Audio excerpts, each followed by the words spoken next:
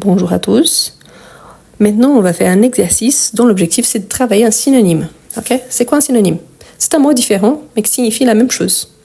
Donc, si ça signifie la même chose, attention, parce que parfois, on a des mots qui sont très proches, qui dans certains contextes, on peut utiliser comme s'ils étaient des synonymes, mais par contre, dans des contextes différents, ils ont des sens différents. Par exemple, le verbe regarder, on pense tout d'abord au verbe voir. Dans certains contextes, on peut utiliser comme s'ils étaient des synonymes.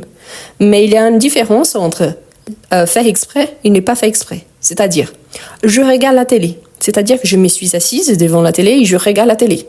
Mais je passe dans mon salon, je jette un coup d'œil vers la télé et je vois ce qui est en train de passer à la télé.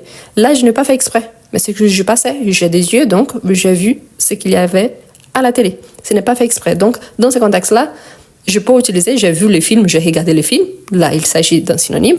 Mais dans certains contextes, ce n'est pas la même chose. Donc, faites attention à ça parce que parfois, ça donne des sens différents.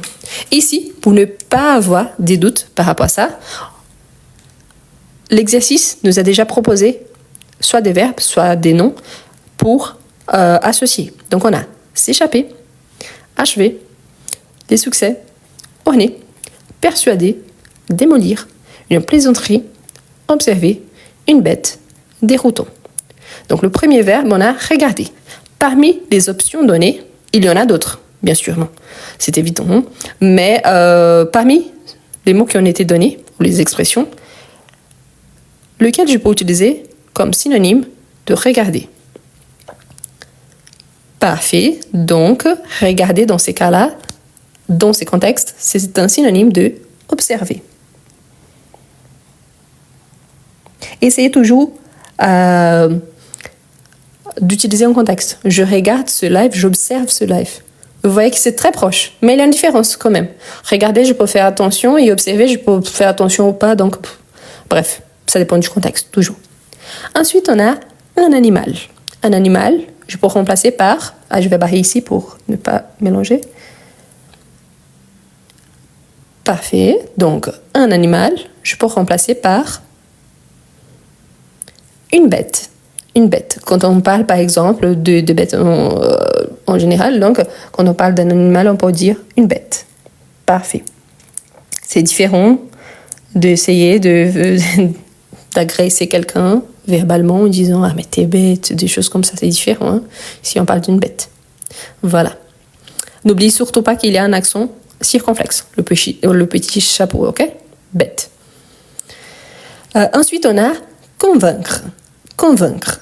Convaincre, c'est quand on raconte quelque chose à quelqu'un afin de le faire croire à ce qu'on dit. Donc, convaincre.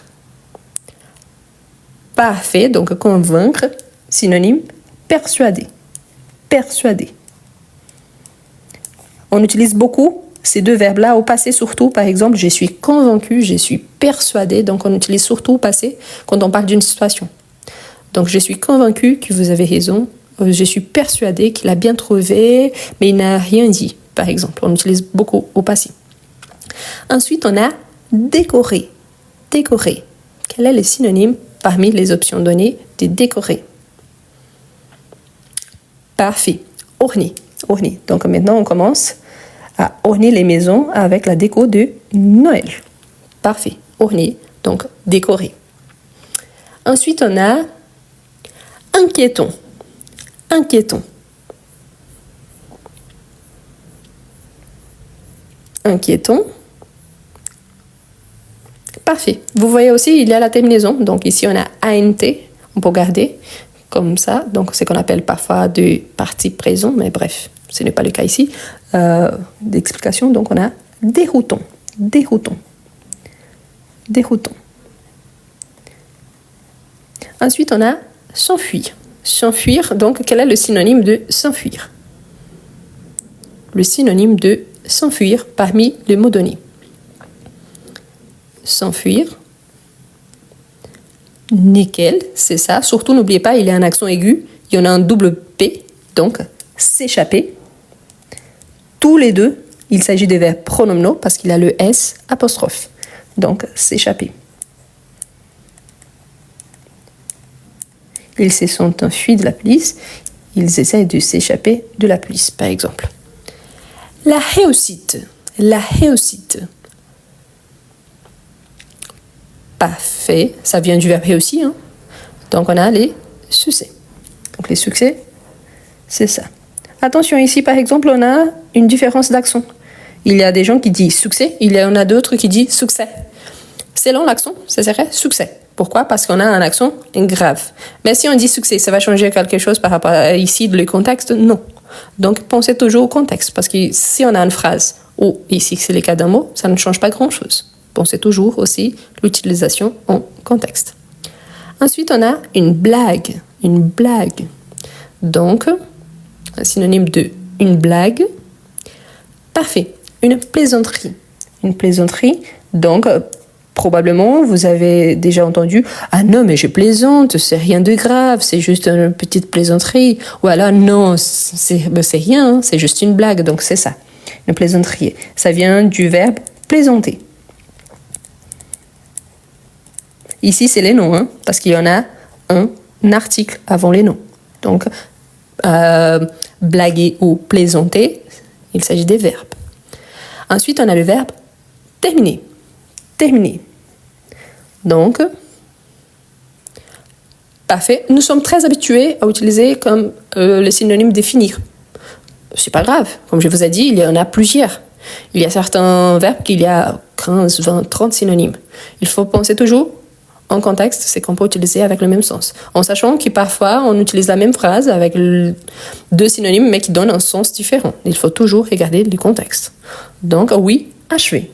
Achever, donc, achever, terminer.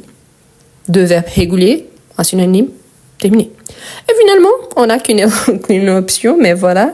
Quel est le synonyme de détruire? Détruire. Bon, voilà, on a ici, il n'y a pas de secret, c'est démolir. Donc, démolir. Parfait. Ce qui est important ici, quand on a ces sortes d'exercices, c'est super intéressant parce qu'on avait 10 verbes ou mots différents et expressions d'un côté, et on apprend 10 correspondantes. Ça, c'est nickel. Maintenant, essayez d'utiliser en contexte pour vérifier s'il s'agit vraiment des synonymes, et parfois, il y a des sens différents.